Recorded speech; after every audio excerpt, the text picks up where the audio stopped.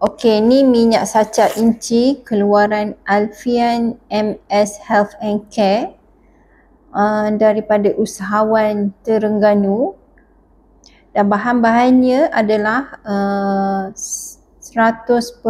saca inci oil.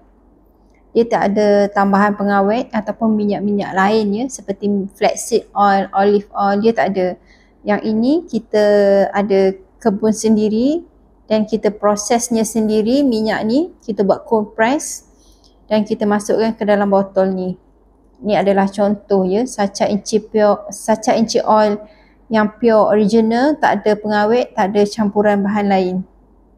Dan minyak ni sangat mengandungi omega 3, 6 dan 9 yang semula jadi di dalam minyak tersebut.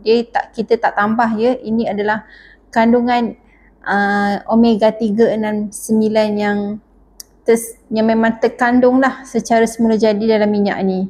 Okey, so dekat sini kita boleh nampak dia punya kandungan asid lemak omega 3 untuk setiap 100 ml dan juga setiap 10 ml. 10 ml ni anggaran 2 sudu kecil untuk satu sajian. Satu sudu kecil bersamaan 5 ml. So cara pengambilan dia 1 kali sehari ataupun 2 kali sehari sebanyak 2 sudu sahaja. Minyak ni dia tak ada side effect sebab dia bukan suplemen. Dia adalah sejenis makanan sama seperti olive oil yang kita buat masak-masak tu, sama dengan minyak sawit yang kita buat masak-masak. Tapi yang saca inci ni kita tak boleh masak. Kita tak boleh terkena suhu yang melebihi 150 degree. Kalau nak letak dalam makanan, kita boleh letak dalam makanan yang dah siap dimasak. Contohnya dalam nasi yang dah dimasak, dalam minuman, dalam salad.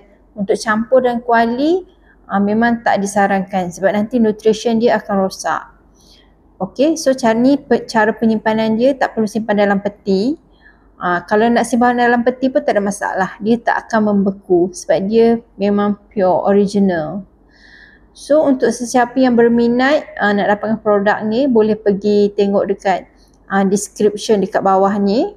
Dan produk minyak saca inci ni sangat bagus untuk orang-orang yang selalu mengantuk sebab dia melancarkan pengaliran darah dalam badan kita dan melawaskan usus. Dia membuang toksik-toksik di dalam badan. Okay, siapa yang berminat boleh beli dengan harga RM65.